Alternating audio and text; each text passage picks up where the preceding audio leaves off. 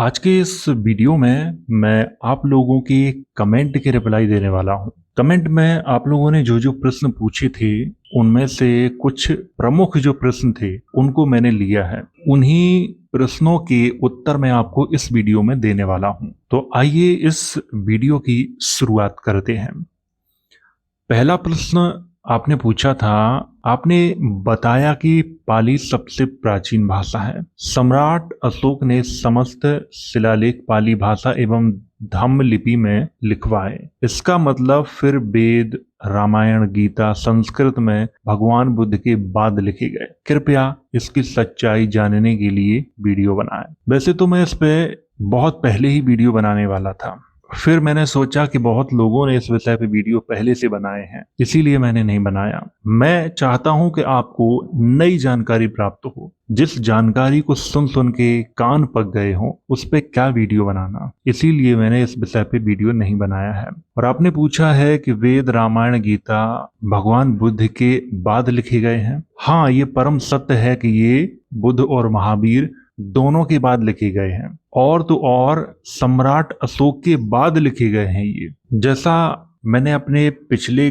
कई वीडियो में आपको ये बताया है कि संस्कृत भाषा का निर्माण कैसे हुआ था। सम्राट अशोक के बाद हमारे यहाँ पे कई आक्रमणकारी आए थे। यवन आए, शक आए, कुषाण आए, हूण आए, तो इनकी भाषाएं भी आई। और यहाँ जो पाली प्राकृत चलती थी उसमें इनकी भाषाओं के शब्द समाहित हुए और धीरे धीरे पाली प्राकृत का ही रूप परिवर्तित होता चला गया। और पाली प्राकृत से ही संस्कृत का निर्माण हुआ है। कभी आप पाली प्राकृत को अच्छे से पढ़ें फिर संस्कृत को पढ़ें। 60 से 70% जो शब्द हैं वो पाली से ही संस्कृत में सीधे सीधे लिए गए हैं। तो यहाँ से आप ये अनुमान लगा सकते हो कि ये वेद, रामायण, गीता ये बाद में लिखे गए हैं। तो उम्मीद है आपको उत्तर मिल गया होगा। अगला प्रश्न पूछा गया है कि इंडिका में बमन आजीवक लोगों को कहा गया है, क्या ये सही है? कृपया आपकी जानकारी बताएं। दूसरा, इंडिका में कुछ बकमन यानी फिलोसोफर ऐसे भी थे जो गांव में भीख मांगते थे। उनका काम नक्षत्र देखना, भविष्यवाणी करना, जादू टोना दिखाना। क्या आज का ब्राह्मण ये लोग हैं? कृपया जानकारी दें। ठीक है, मैं समझ गया कि ये क्या पूछना चाह रहे हैं। देखिए, इंडिका में जिस बमन का प्रयोग किया गया है वहां पे स्पष्टता उनको किसी धर्म का नहीं बताया गया है। तो अगर मैं ये कहूं कि वो बुद्धिज्म के थे या हिंदुइज्म के थे तो ये कहना एक पागलपन होगा। हमारे देश में क्या पूरी दुनिया में शुरू से ऐसे लोग रहे हैं जो भविष्यवाणियां करते थे। अगर श्रमण परंपरा को देखा जाए, क्योंकि भारत की सबसे पुरानी परंपरा कौन सी है, वो है श्रमण परंपरा। तो श्रमण परंपरा में बमन होते थे, समण होते थे। समण हमेशा जंगल में रहते थे, जहां शांत माहौल हो वहां रहते थे। बमण का काम क्या था कि गांव में जाके लोगों को शिक्षा दो या राजाओं के यहाँ राज पुरोहितों का काम करो, ये बमण का काम होता था। अब आपको यहाँ पे एक बात और समझनी है कि समण और श्रमण दोनों शब्दों का प्रयोग किया जाता है। श्रमण संस्कृत में प्रयोग किया जाता है, और अभी मैं आपको बता चुका हूं कि संस्कृत बाद की भाषा है। सबसे जो पुराना जो शब्द है वो है समण, और समण ही बमणों को ज्ञान देते थे। ये भी आपको ध्यान रखना है। राजा महाराजाओं के द्वारा किसी विशेष उत्सव पे समणों को उपदेश देने के लिए बुलाया जाता था, तभी समण आते थे, अन्यथा बहुत कम आते थे। आम जनता के साथ उनका मेल जोल बहुत कम होता था, लेकिन बमण का मेल जोल बहुत ज्यादा होता था, क्योंकि आम जनता को शिक्षा देना उन्हीं का काम था। बमण एक विद्वान वर्ग था। ये शादी भी करते थे, लेकिन समण शादी नहीं करते थे। मुनि, बमण, समण ये श्रमण परंपरा के ही शब्द हैं। बाद में हमारे यहाँ कुछ लोग आए और कुछ लोगों ने स्वयं को समण बमण कहना शुरू कर दिया। ये बाद की बात है। आज के जो ब्राह्मण हैं और पूर्व में जो बमण थे उन दोनों में कोई संबंध नहीं है, क्योंकि आज के ब्राह्मण अलग हैं और उस जमाने के जो बमण थे वो अलग थे, वो श्रमण परंपरा का हिस्सा थे। आज के ब्राह्मण श्रमण परंपरा का हिस्सा नहीं है। आज के ब्राह्मण खुद को हिंदू कहलाना पसंद करते हैं। और जादू टोना ये बहुत ही प्राचीन है, ऐसा मत समझना कि ये नए हैं। बहुत पुराने लोग भी जादू टोना करते थे। तो जादू टोना करने वाला या भविष्यवाणी करने वाला सिर्फ ब्राह्मण नहीं होता है या बमण नहीं होता है, मुनि भी भविष्यवाणी करते थे। और इंडिका में जिस बमण की चर्चा की गई है वो एक विद्वान वर्ग के लिए की गई है। पूरी इंडिका में कहीं भी बमणों को किसी धर्म से नहीं जोड़ा गया है और ना ही इंडिका में वर्ण व्यवस्था की चर्चा की गई है। तो इसीलिए सीधे तौर पे ये कहा जा सकता है कि आज जो ब्राह्मण अपने आप को कहते हैं और उस समय के जो बमण थे, इनमें कोई भी संबंध नहीं है। अगला प्रश्न है, सर मेरा एक ही प्रश्न है कि यदि संस्कृत अति प्राचीन भाषा नहीं है तो क्या वेद पुराण आदि लिपियां पाली प्राकृत खरोष्ठी लिपि से अनुवादित पुस्तकें हैं? देखिए, ये कह पाना बहुत मुश्किल का काम है। पहली बात तो खरोष्ठी हमारे भारत में नहीं चलती थी, वो गांधार वाले क्षेत्र में चलती थी। और उधर अगर ऐसा कुछ हुआ है तो स्पष्टता हमें किसी भी किताब में ऐसी जानकारी नहीं मिलती है। अगर भविष्य में मुझे ऐसा कहीं पढ़ने को मिलेगा तो मैं आपको इसका उत्तर जरूर दूंगा, लेकिन अनुमान के आधार पर मैं कुछ ऐसा कहना नहीं चाहता हूं। लेकिन इतनी जानकारी मैं आपको अवश्य दे देता हूं कि पाली की कई पुस्तकों का अनुवाद संस्कृत में किया गया है। इसके उदाहरण तो बहुत जगह मिलते हैं, लेकिन संस्कृत की किसी भी पुस्तक का अनुवाद पाली में नहीं किया गया है। ऐसा हमें कहीं कोई उदाहरण नहीं मिलता। अगला प्रश्न है, सर क्या ईश्वर होते हैं? ये बहुत दिनों से प्रश्न कर रहे हैं ईश्वर के बारे में, इन्हें मैं क्या जवाब दूं? पहली बात तो ये प्रश्न ही मुझसे गलत पूछ रहे हैं, क्योंकि मैं आध्यात्मिक व्यक्ति नहीं हूं, एक शिक्षक हूं। और एक शिक्षक को क्या पता कि ईश्वर होता है कि नहीं होता है? ये प्रश्न तो आपको धार्मिक लोगों से पूछना चाहिए कि ईश्वर होता है कि नहीं होता है। अगर वो कहें होता है तो कहाँ है, अगर वो कहें नहीं होता है तो क्यों नहीं है? ऐसे प्रश्न धार्मिक लोगों से पूछना चाहिए आपको। मैंने इतिहास पर रिसर्च की है और इतिहास पर रिसर्च कर रहा हूँ। मैं ईश्वर, भगवान, परमेश्वर, खुदा, इन पर रिसर्च नहीं कर रहा हूँ और ना ही इनके बारे में मुझे मालूम है। मैं ये भी नहीं कहता हूँ कि ये हैं और मैं ये भी नहीं कहता हूँ कि ये नहीं है। ऐसे प्रश्नों का जवाब कोई धार्मिक व्यक्ति ही बेहतर तरीके से दे सकता है। अगला प्रश्न है, सर क्या ग्रीक राजाओं के कारण भारत सोने की चिड़िया था? नहीं, मैं इसको नहीं मानता हूँ। मैं क्यों नहीं मानता हूँ? क्योंकि ग्रीक राजाओं के कारण भारत सोने की चिड़िया कैसे हो सकता है? भारत अगर सोने की चिड़िया था तो वो यहाँ के राजाओं के वजह से था।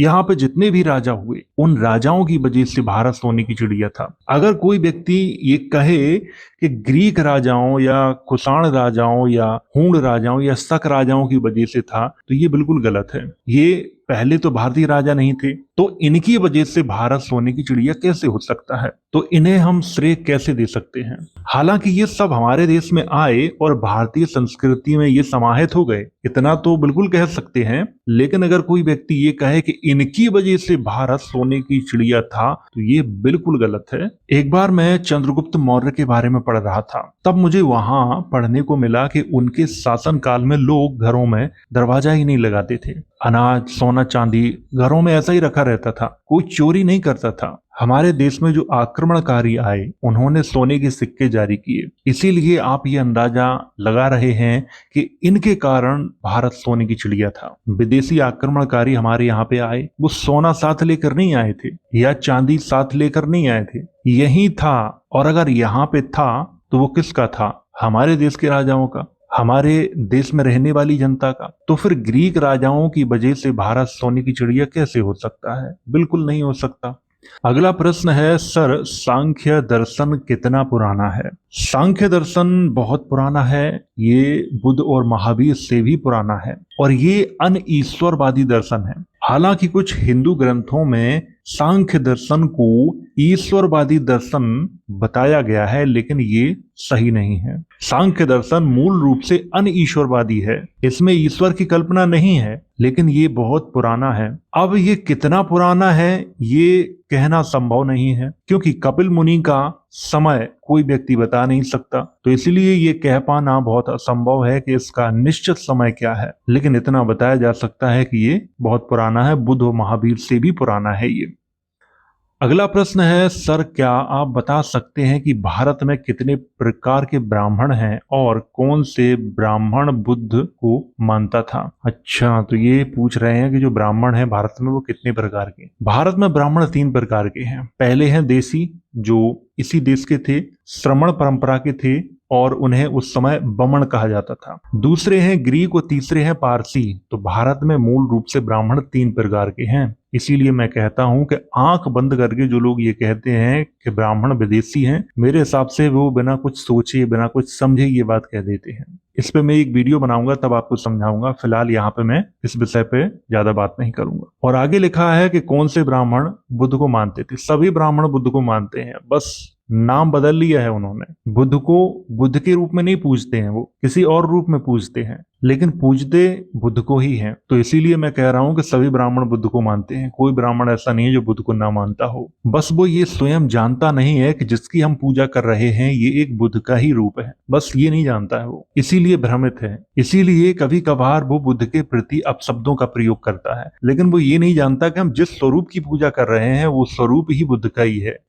अगला प्रश्न है, सर जी मैं तेली कास्ट से आता हूँ। एक कहावत है कि कहाँ राजा भोज कहाँ गंगू तेली। इस कहावत के द्वारा हमें बहुत नीचा दिखाया जाता है। कृपया करके ये बताने का कृपा करें कि ये कहावत कैसे बनी, इसके पीछे क्या राजनीतिक, धार्मिक, सामाजिक कारण रहे होंगे। कहीं कहीं पर ये ठाकुर समाज के लोग बहुत उपहास उड़ाते हैं। जय भीम, जय संविधान, नमो बुद्धाय। अच्छा, तो इनका ये प्रश्न है कि कहाँ राजा भोज और कहाँ गंगू तेली, ये कहावत कैसी बनी है। देखिए, ऐतिहासिक रूप से मैं ये आपको बताने का प्रयास करूंगा, लेकिन कहावतें तो कहावतें होती हैं, कहीं से भी ये प्रचलित हो जाती हैं। लेकिन ये जो आपने कहावत के बारे में पूछा, इसके बारे में थोड़ी सी जानकारी मुझे है। एक परमार वंश के राजा थे जिनका नाम था भोज परमार। उन्होंने क्या किया था, एक कलचुरी राजा थे गांगे देव, जिन्हें गंगू भी कहा जाता था, और एक राजा थे जयसिंह तेलंग। तो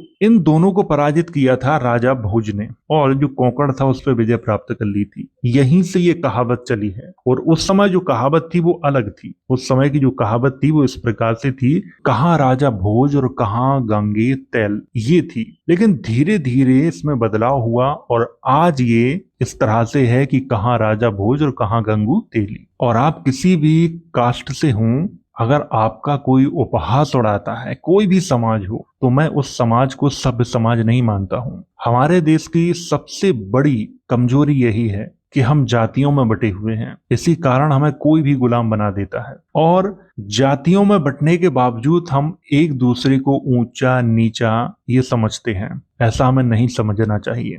अगला प्रश्न पूछा है, सर भयंकर अपमानित सजा के तौर पर और इन 2 कौम क्यों बनाई गई और इनको बहिष्कृत करके गांव के बाहर रहने के लिए किसने और क्यों मजबूर किया, और ये 2 कौम से पहले कौन थे?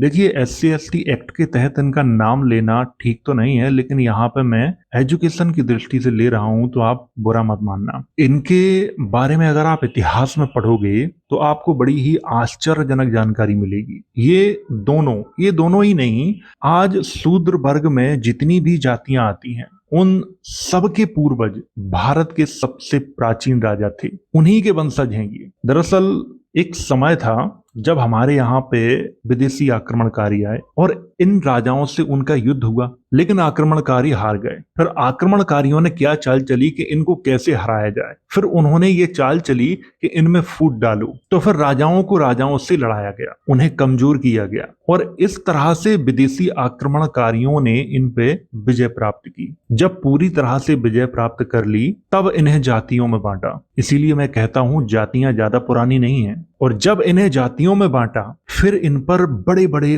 प्रतिबंध लगाए। शिक्षा का अधिकार इनसे छीन लिया, खेती, धन, दौलत ना रखने का अधिकार इनको दिया गया, अच्छा खाना नहीं खा सकते, और न जाने कैसे कैसे इन पर प्रतिबंध लगाए गए। ये लोग कोई और नहीं है, भारत के सबसे प्राचीन जो राजा हैं उनके वंशज हैं। हमारे यहाँ वाल्मीकि इनको नहीं कहा जाता है, लेकिन आजकल इन्होंने स्वयं को वाल्मीकि कहना शुरू कर दिया है, जो कि बिल्कुल गलत है। पहली बात तो वाल्मीकि कोई दलित नहीं थे, तो ये वाल्मीकि जो अपने आप को कह रहे हैं, इनको नहीं कहना चाहिए। हमारे यहाँ इन्हें भंगी कहा जाता है, मेहतर कहा जाता है। अब भंगी से आप गलत ना समझें, भंगी का अर्थ पहले आप समझें। आप जब भारत की प्राचीन भाषाओं में जाओगे तब आपको पता चलेगा कि भंगी का अर्थ क्या होता है। जब बाद में इन लोगों ने संस्कृत बनाई तब उसमें भंगी का अर्थ इन लोगों ने बदला। अपमानित करने के लिए भंगी का अर्थ ही उल्टा कर दिया। भंगी का अर्थ क्या होता है? भंगी का अर्थ होता है जिस व्यक्ति ने अपने अंदर की बुराइयों को नष्ट कर दिया हो। अब आप सोचिए कि किसी व्यक्ति ने अपने अंदर की बुराइयों को नष्ट कर दिया है, वो कौन है? वो एक सिद्ध पुरुष है, वो एक महापुरुष है। और उस महापुरुष को कुछ विरोधी लोगों ने नीच क्यों कहा? इसलिए कहा क्योंकि वो उनके धर्म का नहीं था। आज शूद्र वर्ग में जितनी भी जातियां हैं, इनके जो पूर्वज थे बौद्ध धर्म को मानते थे, और कुछ जो बाहरी आक्रमणकारी यहाँ पे आए थे वो बौद्ध धर्म से नफरत करते थे। हालांकि कुछ आक्रमणकारियों ने बौद्ध धर्म को भी स्वीकार किया, लेकिन कुछ ने नहीं किया था। पहले इस सिस्टम को समझना होगा आपको। और ये चीजें किसी किताब में लिखी हुई नहीं है, ये चीजें आपको धार्मिक ग्रंथों में मिलेंगी। हालांकि वहां पे आपको एक स्टोरी के रूप में मिलेंगी, इसीलिए इनसे नफरत की जाती है। इन्हें नीच कहा जाता है, अछूत कहा जाता है। इन्हें गांव के बाहर रखा गया, इन पे बहुत ही खराब खराब प्रतिबंध लगाए गए, इनकी महिलाओं को अपमानित किया गया और आज भी किया जाता है। इन्हें पहले अपना खुद का इतिहास जानना चाहिए। जब तक ये अपना खुद का इतिहास नहीं जानेंगे, ये कभी अपने आप को आजाद नहीं करा सकते। इनके समाज में बहुत बड़े बड़े विद्वान हुए हैं, पहले उन विद्वानों को ही ये पढ़ें, उनको भी ये नहीं पढ़ते। इसीलिए मैं कहता हूं कि जो समाज अपना खुद का इतिहास नहीं जानता और अपना खुद का इतिहास नहीं लिखता, वो हमेशा अंधकार में रहता है। मेरे इस वीडियो से पता नहीं किस किस को बुरा लगने वाला है, लेकिन सच सच होता है। आप स्वीकार करो या ना करो, ये आपकी मर्जी है। जैसे मैंने अभी आपको भंगी शब्द का अर्थ बताया, भंगी कोई अपमानित करने वाला शब्द नहीं है, बहुत ही श्रेष्ठ व्यक्तियों के लिए प्रयोग किए जाने वाला शब्द है। इसको हमें समझना चाहिए, लेकिन लोग समझते नहीं हैं। मेहतर भी इन्हें कहा जाता है, लेकिन मेहतर कौन होते हैं आप जानते हो? गुप्त काल के बारे में आपने पढ़ा है, जरूर पढ़ा होगा। गुप्त काल में मेहतर कौन होते थे? गांव की मुखिया को कहा जाता था। गुप्त काल तक इनकी स्थिति बेहतर थी, और इनकी स्थिति कब से खराब हुई? हर्षवर्धन के शासनकाल के बाद से। जितनी भी शूद्र वर्ग में जातियां हैं, सबकी स्थिति खराब होना शुरू हो गई थी। इन लोगों को पहले अपना इतिहास पढ़ना चाहिए और साथ में अपना इतिहास भी लिखना चाहिए। बस मैं इतनी ही बात करूंगा, इन दोनों पे ज्यादा बात नहीं करूंगा, और आप लोग बात बाकी समझ गए होंगे। तो प्रश्न होते हैं यहीं पे समाप्त, और अगर आपका भी कोई प्रश्न है तो कमेंट करके आप मुझसे पूछ सकते हो। तो वीडियो अगर अच्छा लगा हो तो इसे लाइक करें, शेयर करें। वीडियो देखने के लिए धन्यवाद।